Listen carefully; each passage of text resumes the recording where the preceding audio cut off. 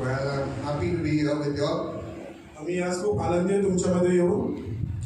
So I think Brother Harshit shared that as we were on the way, we got lost a little and went off track. Pastor हर्षदने तुम्हाला सांगितलं असेल की आम्हाला यायला थोडा उशीर झाला कारण आम्ही ट्रॅफिकमध्ये फसलेलो. So many times when we read the Bible as well, जेव्हा केव्हा आपण पवित्र शास्त्र वाचतो at times we go off track. तर आपण कधी कधी आपला मार्ग भटकतो. We take a text and we read it different what the author intended to say. Okay, तर आपण पवित्र शास्त्र वाचतो आणि आपण त्याचा वेगळ्या पद्धतीने वाचतो की जे की जो लिहिणार आहे त्याला आपल्याला जे सांगायचं आहे त्याचा वेगळ्या अर्थाने आपण वाचतो. We may take it and apply it to situations that the Bible is not asking us to apply. आणि आपण बऱ्याच वेळेला असं करतो की हे जे पवित्र शास्त्र हे आपल्याशी बोलत नाही किंवा आपल्यासाठी नाहीये. So to read the Bible according to how God intends for us, तर देवाच्या वचनानुसार किंवा देवाच्या नियमानुसार पवित्र शास्त्र कसं वाचलं पाहिजे we must understand to read it in its context. तर मग आपण ते समजून घ्यायला पाहिजे की त्याला कशा पद्धतीने आपण वाचलं पाहिजे. Just like if someone wrote a letter to you, you read it in its context. तर जसं की एखाद्याने तुम्हाला पत्र लिहिलं आणि तुम्ही ते वाचताय, Similarly, when we read the Bible, we must read it in its context. तर तेव्हा जेव्हा पण आपण पवित्र शास्त्र वाचतो त्याच्यातला जो अर्थ आहे तो आपण समजून घेतला पाहिजे. To help us understand this, I quickly want to give us one word so that we'll help how to remember this. तर हे सगळं समजण्यासाठी मी तुम्हाला पटकन एक पवित्र शास्त्राचं वचन देईल की ते तुम्हाला समजून येईल. I hope that if you go back, you remember this one word, coma. Coma. तुम्हाला एक शब्द माहिती असेल, ओमा. People go in coma, you know the word coma. So it's a word that everyone can remember. तर आपल्याला सगळ्यांना माहिती असेल की आपण ऐकतो की हा व्यक्ती कोमात गेला, तर कोमा हा शब्द तुम्हाला माहिती असेल. So C stands for context. तर सी म्हणजे सी या लेटरचा अर्थ आहे की कॉन्टेक्स्ट म्हणजे त्याच्यातला संदर्भ. O for observation. ओ म्हणजे ऑब्झर्वेशन म्हणजे निरीक्षण. M for meaning. एम म्हणजे त्याचा अर्थ. And A for application. आणि ए म्हणजे ऍप्लिकेशन म्हणजे आपल्या जीवनामध्ये लागू करणे. So when we open the Bible, we must first understand the context. तर जेव्हा पण आपण पवित्र शास्त्र उघडतो त्याच्यातला संदर्भ आपण समजून घेतला पाहिजे. So today we're in the book of Philippians. So if you have your Bible, you can keep the book of Philippians open. Maybe Philippians chapter 1. जर तुमच्याकडे पवित्र शास्त्र असेल तर सगळ्यांनी फिलिपिकरांचं पत्र अध्याय 1 काढा. And we'll try to look from verses 3 to 16. त्याच्या तिसऱ्या वचनापासून आपण वाचूया 3 to 13. 3 ते 13. Now, as you open this book, how do you see the context of what this book is written in? जेव्हा आपण हा पुस्तक उघडतो, फिलिपिकरांचं पुस्तक उघडतो तेव्हा आपल्याला त्याच्यातला संदर्भ कसा समजतो. The first two verses give us context. तर पहिलं आणि दुसरं वचन जे आहे ते त्याच्याबद्दल संदर्भाबद्दल सांगतात. Paul is the one who's writing it. Paul हा लेखक आहे ज्याने हे पत्र लिहिलं. He is also an apostle of Christ, so we know who he is who's writing it. तर पौल जो आहे हा देवाकडून निवडलेला प्रेरित आहे. त्यामुळे आपल्याला माहिती आहे की पौल हे कोण हे पत्र लिहित आहे. So that's verse 1, and then in verse 1 it also says who he is writing it to. तर पहिल्या वचनामध्ये तो असं लिहितो की कोण हा पत्र आपल्याला लिहित आहे. Saints in Ephesus. सेम समान रीतीने एफिसकरांच्या पत्रात पण तो असंच लिहितो. The word saints, do not get confused, is just another word for Christians back then. So saints is just like Christians, it's not special category. तर हे सर्व ख्रिस्ती लोकांसाठीच आहे, असं काही स्पेशल असं काही नाही आहे त्याच्यामध्ये. So if Paul was writing today, he would say saints in Wangi. तर जसं पौल तिकडच्या मंडळीसाठी लिहितो तसं सेम असतो वांगडीतल्या मंडळीतल्या लोकांसाठी पण लिहितो. So that gives you some context of what's happening in this text. तर याच्यातून आपल्याला संदर्भ कळतो की हे काय होतंय, तिथल्या जागी काय होतंय.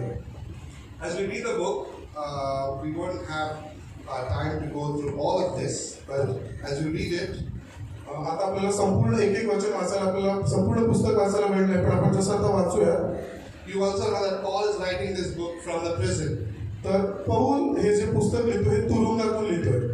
This the people of Ephesians is in Asia Minor today. तर ही जी एफिसकरांच्या मंडळीतली जी लोकं होती ती आशिया खंडातली लोकं होती. So they are not in Israel than outside Israel. तर ते इस्रायल देशामध्ये राहत नव्हते, ते इस्रायल देशाच्या बाहेर राहत होते. That would be somewhere in modern Europe, which would be next Asia. तर आत्ताचा जो युरोप खंडातला जो देश आहे किंवा जो प्रदेश आहे तिथे ते राहत होते. Places like Turkey, जसं की आता तुर्किस्तान, similar to that place today. तशा काही प्रदेशांमध्ये ते लोक राहत होते. And why is he writing to them? आणि पौल हे पत्र त्या लोकांना का लिहितोय? He's writing to encourage the saints in the church in Ephesus. तर एफिसकरांच्या मंडळीतल्या लोकांना उत्साहित करण्यासाठी तो हे पत्र लिहितोय. And he's helping them see who and what their identity is in Christ. आणि तो त्यांना हे समजून देण्यासाठी प्रयत्न करतो की ख्रिस्तामध्ये त्यांची ओळख काय आहे. So as you read the book, you can get all this and understand the context. तर जेव्हा आपण हे पुस्तक वाचू, फिलिपिकरांचं पत्र, एफिसकरांचे पत्र वाचू, तेव्हा आपल्याला त्याचा संदर्भ कळून येईल. So that was the C of the comma. तर कॉमा म्हणजे कॉमा या शब्दामधला सी म्हणजे काय? And also another helpful thing, especially if you take only one verse, तर त्याचा फक्त एक पर्टिक्युलर वचन जर तुम्ही घेतलं, it's good always to read what's before it and what's after it. तर कुठलंही वचन जेव्हा आपण वाचतो तेव्हा त्याच्या आधीचं एक वचन नेहमी वाचायचं आणि त्याच्या नंतरचं एक वचन वाचायचं. That often will help us see the context as well. तर त्याच्यामुळे त्या वचनाचा अर्थ समजण्यासाठी आपल्याला मदत होते. The next is observation. Second म्हणजे ओ म्हणजे ऑब्झर्वेशन म्हणजे निरीक्षण. As you read from verses 3 to verses 14, तर जेव्हा वचन 3 ते 14 आपण वाचतो, verses 3 to 10 has one word that's repeated again and again and again. तर तिसऱ्या वचनापासून 10व्या वचनापर्यंत एकच शब्द पुन्हा देण्यात आलाय. Now, when you observe these words, you help to see what the author is trying to say. जेव्हा आपण याचं बारकाईने निरीक्षण करतो तेव्हा आपल्याला कळतं की लेखकाला याच्यातून काय सांगायचं आहे. Just like everything has to do with hard work, जसं प्रत्येक गोष्टी मेहनतीद्वारे किंवा हार्डवर्कद्वारे आपण करतो, studying the Bible also takes some hard work. तर बायबल वाचायसाठी, बायबल रीडिंग करताना साठी सुद्धा जराशे एक्स्ट्रा अधिकचे प्रयत्न घ्या. It's not so hard that a child cannot study it. तर याचा अर्थ म्हणजे एखादं लहान मूल अभ्यास करताना जेव्हा त्याला त्रास होतो त्याच्यासारखं ते नाहीये. So a child can study it. लहान मुलगा पण ते वाचू शकतो. But even a grown man who understands it well, who's a theologian, can also sit and study it to its depths, and he can never reach the depths of it. तर आपल्यासारखी प्रौढ माणसं सुद्धा ते वाचून त्याच्या खोलीपर्यंत जाऊन त्याचा अभ्यास करू शकतात. So there's this one word that you can observe that's repeated again and again from verses 3 to 10. तिसऱ्या वचनापासून 10व्या वचनापर्यंत एक जे वचन आहे ते पुन्हा देण्यात आलंय. Anyone can guess what it is? तर तुमच्यापैकी कोणी ते ओळखू शकता का ते वचन काय आहे? तिसऱ्या वचनापासून 10व्या वचनापर्यंत. It's the word blessed. तर याचा ते शब्द आहे आशीर्वाद, आशीर्वादित. So it's repeated again and again and again.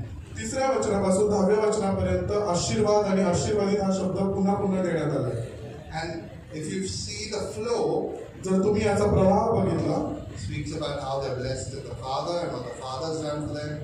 आणि त्याच्यातून तुम्हाला कळण्यात येईल की देव पित्याद्वारे ते लोक कसे आशीर्वादित झाले.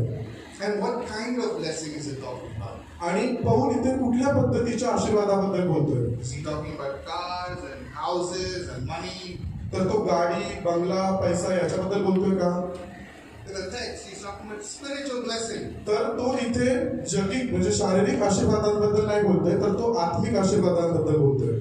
He uses words like heavenly, तर तो इथे स्वर्गीय असा शब्दाचा उच्चार करतोय. holy, पवित्र, glorious grace, something that God's done for us. एक दैवी कृपा, He talks about salvation. उद्धार. So, as you look at it, you can see that all it's about spiritual blessing. जेव्हा तुम्ही फिलिपिकरांच्या पत्रातून 3 ते 10 पर्यंत वाचाल, अशा शब्दांचा उच्चार तुम्ही तिथे बघाल. Another word that's closely connected is heavenly inheritance. तर याचा अर्थ एक स्वर्गीय शब्दाचा उच्चार तुम्ही तिथे बघाल. And then it gives us some commands how we should be as well. आणि तो आपल्याला काही आज्ञा पण देतो की आपण कशा पद्धतीने जगलं पाहिजे. We should be holy. आपण पवित्र असलं पाहिजे. It shows what God has done for us to be holy. जर देवाने जे काही आपल्यासाठी केले त्याच्याद्वारे आपण पवित्र राहायला पाहिजे. So there is He chose, and in Him, the phrase "in Him" is repeated again and again. So त्याच्याद्वारे हा शब्दाचा उच्चार सतत केला गेलाय. So there's His purpose, His grace, in Christ, in Him. त्याचा उद्देश, त्याची दया, त्याची कृपा हे सर्वांचा उच्चार तिथे केला गेला. So we understand that this blessing then comes from Christ. तर आपल्याला इथे काय समजतंय की आशीर्वाद हे देवापासून येतात. This is how, by observing the text, just by looking at all the repeated words and phrases. तर याचाच अर्थ पवित्र शास्त्र वाचताना आपण निरीक्षण केलं पाहिजे की त्याच्याद्वारे तुम्हाला कळेल की काही शब्दांचा उच्चार हा पुन्हा पुन्हा रीतीने केला गेलाय And how they're connected to one another. आणि त्यांचा एकमेकांशी संबंध कसा लागतो. And then you come to the meaning. आणि मग त्याचा अर्थ. How do we get the meaning now? We need to see, okay, what kind of blessing, something that we spoke about. मग आपल्याला त्याचा अर्थ कसा समजेल की आपण ते ओळखून घेतलं पाहिजे की कुठल्या पद्धतीच्या आशीर्वादांबद्दल लेखक इथे बोलतोय And through whom. आणि ते आशीर्वाद कोणापासून येत आहेत. The observation helps us to land there. तर निरीक्षण केल्याद्वारे आपल्याला कळतं की त्याचा अर्थ काय आहे. We see that the observation that all these blessings are talking about heavenly places. आणि आपण निरीक्षण केल्यानंतर आपल्याला कळेल की हे सगळे आशीर्वाद जे आहेत ते स्वर्गीय आशीर्वादांबद्दल लिहिण्यात आले. And things in heaven.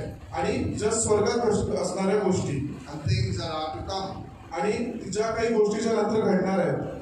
And so that helps us to see that here, after you observe that this is the meaning of this text. आणि हे वाचल्यानंतर निरीक्षण केल्यानंतर आपल्याला कळेल की या वचनांचा अर्थ काय आहे.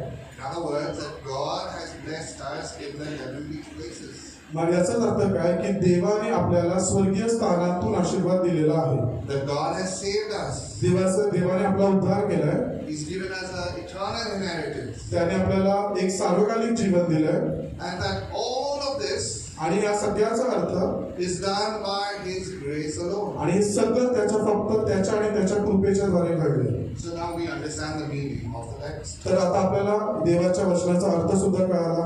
Now there might be some big words sometimes, but at least you still get the basic meaning of it. पवित्र शास्त्र वाचताना खूप काही मोठे कठीण शब्द पण तुम्हाला येतील, पण ते पुन्हा वाचून त्याचा अर्थ समजून घेण्याचा प्रयत्न करा. But some of it you also see that these blessings that He's giving you is of the uttermost best. There's nothing better than it. आणि इथे पवित्र शास्त्र वाचताना आपल्याला काही आशीर्वादांबद्दल आपल्याला कळून येईल की काही आशीर्वाद आपल्याला खूप उत्तम असे आशीर्वाद दिले की त्याच्यापेक्षा उत्तम अजून काही असू नाही शकत. He speaks about His glorious grace. तर याच्यातून आपल्याला कळतं की त्याची एक सामर्थी दया. It says blessed as in the beloved. आशीर्वादित जे त्याच्यामध्ये त्याच्या प्रीतीमध्ये आशीर्वादित लोक. Blessed as in Christ. आशीर्वादित ख्रिस्तामध्ये असणारे आशीर्वादित लोक. Blessings in the heavenly. स्वर्गीय आशीर्वादांद्वारे आशीर्वादित असणारी लोक. And all this is according to His purpose. आणि देवाच्या निर्धारा किंवा देवाच्या निर्णयाद्वारे असणारे सर्व आशीर्वादित लोक. Now after we understand, the last point is the most important. आणि आता शेवटचं जे आहे लेटर ए हे खूप महत्वाचं आहे. And normally what happens is we directly jump to application. आपण काय करतो पवित्र शास्त्र वाचल्यानंतर एकदम शेवटची उडी घेतो म्हणजे ते आपल्या जीवनात लागू करणं. We read the Bible and we take it and apply it at once. आपण ते पवित्र शास्त्र वाचतो आणि ते आपण आपल्या जीवनामध्ये अंगीकारायला लागू करण्याचा प्रयत्न करतो. If you had not followed the first 3 steps, जर का पहिल्याच्या पायऱ्या आहेत त्या जर का तुम्ही पालन नाही केल्या, you would think that all this blessing is talking about that we can apply to cars and houses and money and all those things. आमेन. जर का या पहिल्याच्या ज्या स्टेप्स ज्या पायऱ्या आपल्याला दिल्या त्या समजून घेऊन जर का आपण त्याच्याबद्दल अध्ययन नाही केलं तर मग तुम्ही आत्मिक आशीर्वादांबद्दल तुम्ही विचार नाही करणार. तुम्ही शारीरिक आशीर्वादांबद्दल विचार करणार की मला गाडी पाहिजे, मला बंगला पाहिजे, मला घर पाहिजे, मला पैसे पाहिजे. If you not observe the context, you would not know Paul is sitting in prison. He's in prison. Yes. जर का तुम्ही ह्याचा अर्थ समजून घेतला नाही कारण की पौल जेव्हा हे लिहित होता तेव्हा तो आपल्यासारखा घरात नव्हता, तो तुरुंगामध्ये लिहून बसून हे पत्र लिहित होता. He's facing hardship. तर तो खूप सारा त्रास छळ याला तो सामोरा जात होता And he's soon going to die. आणि खूप लवकरच तो मरणार होता. So he's not talking about money and all of those things. आमेन. तर तो पैसा, घर, गाडी, बंगला याच्याबद्दल बोलत नव्हता. But he's talking of something that's more better than all of that. तर तो अशा गोष्टींबद्दल बोलत होता की या सगळ्यापेक्षा पण जे उत्तम आहे त्या म्हणजे आत्मिक गोष्टी. He's talking about the spiritual blessing that no one can take away from us. आमेन. तो आशीर्वादिक म्हणजे आत्मिक आशीर्वादांबद्दल बोलत होता की जे आशीर्वाद आपल्याकडून कोणी हिरावून घेऊ शकत नाही. And the way we got there आणि आपल्याला हे समजते जसं only when we do the context, observation, and meaning. तर हे आपल्याला कधी कळतं जेव्हा आपण त्याचा संदर्भ वाचतो, निरीक्षण करतो आणि ते आपल्या जीवनामध्ये लागू करतो. Remember the word coma. तर कोमा हा शब्द लक्षात ठेवा. COMA coma. Some of us, when we come to read the Bible, we go in coma, go to sleep. I'm not talking about that. तर बरेचशी लोक बायबल वाचून ते कोमामध्ये जातात म्हणजे समजत नाही असा त्याचा अर्थ नाही होत. तर कोमा या शब्दाचा अर्थ समजूया. This is coma where you're alive and reading the Bible. Yes amen. Coma म्हणजे काय की तुम्ही जिवंत आहात आणि तुम्ही देवाचं वचन वाचताय. So now, after you understood, how do you apply this? तर आता हे सगळं वाचलं, समजून घेतलं, आता ते आपल्या जीवनामध्ये लागू कसं करायचं. Now, I'm not going to go in depth because our brother is going to come to preach. आता मी खूप खोलीमध्ये जाणार नाही की अजून आपले काही बंधू आहेत ते सुद्धा आपल्याला देवामध्ये उत्साहित करणार आहेत. But the application will be that knowing that God has blessed us eternally, तर म्हणजे ते आपल्या जीवनात लागू कसं करायचं की देवपित्याने आपल्याला आत्मिक रीतीने म्हणजे सार्वकालिक जीवनामध्ये आपल्याला आशीर्वादित केलेलं आहे. that He has saved us, He's adopted us, आणि त्याने आपल्याला दत्तक घेतलंय, त्याने आपल्याला उद्धार दिलाय, त्याने आपलं तारण केलंय. we know that when someone say you can lose your salvation or you will, Satan is going to come and rob you, well, we will know that Christ holds us firm. जेव्हा कोणी आपल्याला बोलतो की तू तुझा उद्धाराचा नाश करतो किंवा तू तुझा उद्धार गमावणार आहे, तेव्हा आपण हे नेहमी लक्षात ठेवायचं की देवाने आपल्याला तारण दिलंय आणि देव आपल्याला नेहमी त्याच्या हातामध्ये सांभाळून ठेवतो. Or when we sin, we know we can repent and go to God and He will forgive us. आमेन. आणि जेव्हा नेहमी लक्षात ठेवायचं की जेव्हा केव्हा आपण पाप करतो तेव्हा नेहमी लक्षात ठेवायचं की जेव्हा पण आपण पश्चाताप करतो देव आपल्याला पुन्हा त्याच्यामध्ये आपल्याला पुन्हा सांभाळून घेईल. That's application. दॅट इज म्हणजे याचाच अर्थ आहे की ऍप्लिकेशन म्हणजे आपल्या जीवनामध्ये लागू करणे. And then when hardships and trials come in life, जेव्हा त्रास संकट आपल्या जीवनामध्ये येतील, you maybe invested money and the bank shut down. तुम्ही एखाद्या बँकेमध्ये पैसे गुंतवले आणि बँक बंद झाली, You didn't get the money back. तुम्हाला तुमचे पैसे परत नाही भेटले Or maybe a loved one passed away. आणि तुमची जवळची लोक पृथ्वी सोडून निघून गेले. Or maybe you have some form of sickness that is chronic, that is not going to be healed. You've tried all the medicine. तुम्ही खूप दिवसापासून आजारी आहात, असा न बरा होणारा आजार तुम्हाला झाला की त्याच्यामध्येच तुम्ही जीवन जगता.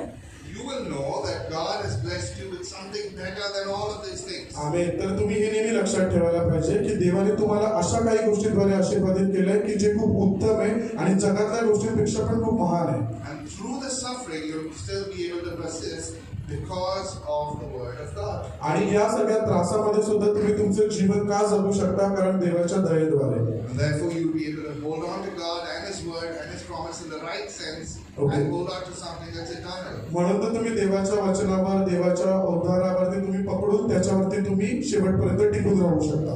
So this is, in short, I wanted to help us to see how we apply this text. तर याच्याद्वारे आपल्याला कळून येईल की जो काही बायबलमधला पवित्र शास्त्रामधला संदर्भ आपण वाचतो तो आपल्या जीवनामध्ये लागू कसा करायचा. I think our brothers will come and actually preach it for us. So now when they preach, you'll be able to see how they're taking us to the text and why they're saying what they're saying. आता आपले एक भाऊ आहेत ते आपल्याला येऊन आपल्याला पुढच्या सभेमध्ये चालवतील आणि ते आपल्याला समजवतील की संदर्भ आपण कसा वाचायचा आणि त्याचा अर्थ कसा समजून घ्यायचा. Another thing you can do is maybe if you have pens or color pens, you can take a Bible and write on it. जर का तुमच्याकडे रंगीबिरंगी पेन असतील तर ते घ्या आणि त्याच्यावरती मार्क करा, लिहा. Circle repeated words like the word blessed. जसं की काही शब्द पुन्हा पुन्हा आले जसं की आशीर्वादी, ब्लेसेड, तर या शब्दांना राऊंड करा किंवा तिथे टिक मार्क करा. And maybe make square what is the types of blessing it's talking about. त्याला चौकट करा आणि त्याचा अर्थ समजून घ्या की पौल किंवा लेखक इथे कुठल्या आशीर्वादांबद्दल बोलतोय. And then you write down somewhere on the side. So you are actually learning to study the Bible. जेव्हा तिथे बाजूला जागा असेल किंवा एखाद्या बुक मध्ये ते लिहून काढा म्हणजे जेव्हा तुम्ही पुन्हा ते वाचता तेव्हा तुम्हाला कळेल की ते कुठल्या आशीर्वादांबद्दल बोललं गेलं. So before I got this digital Bible, then I had the actual one. माझ्याकडे हे डिजिटल बायबल म्हणजे मोबाईल मधलं बायबल असल्याच्या आधी माझ्याकडे ऍक्च्युअल हार्ड कॉपी बायबल होतं. From small, what my mom taught me was to keep writing, and so every year I'd say change another Bible. तर माझी आई मला नेहमी सांगायची की वाचताना आणि मी ते नोट डाऊन करायचो आणि प्रत्येक वेळेला जेव्हा मी माझं पवित्र शास्त्र बदलायचो Because it was full of all these colors and text, and it was fully used. कारण मी त्याच्यावरती एवढं लिहून ठेवायचो की त्याच्यावरती वेगवेगळे खुणा केलेले असायच्या रंगीबिरंगी पेनानी की त्याच्यात जागा नाही राहायची, मग मी नवीन बायबल घ्यायचो. Some of our Bibles are 10 years and still looks brand new. आणि काही लोकांचे बायबल 10 वर्ष जुनी आहेत पण एकदम नवी कोरी वाटतात, Because we've hardly opened or written or observed it. कारण कधीतरीच आपण ते उघडतो आणि वाचतो. I would encourage you to use as much as it and buy new Bibles. I think we're in a country where it's free, it's cheap. तर मी तुम्हाला सांगू इच्छितो की नेहमी सातत्याने रोजच्या दिवशी प्रतिदिन तुमचं बायबल वाचत जा, त्याचा अर्थ समजून घ्या. And everyone has mobile phones, there are apps on it where you can draw and write. आणि तुमच्याकडे मोबाईल फोन आहे, त्याच्यामध्ये बायबल डाउनलोड करा, त्याच्यामध्ये सॉफ्ट कॉपी घ्या, सो त्याच्यामध्ये पण तुम्ही तिथे मार्क करून ते वाचू शकता. I hope this would help us to love God's word, love Him, and love His people better. आणि मी आशा ठेवतो की आजचं वचन तुम्हाला समजलं असेल. सो देवावरती विश्वास ठेवा आणि देवावरती प्रेम करूया.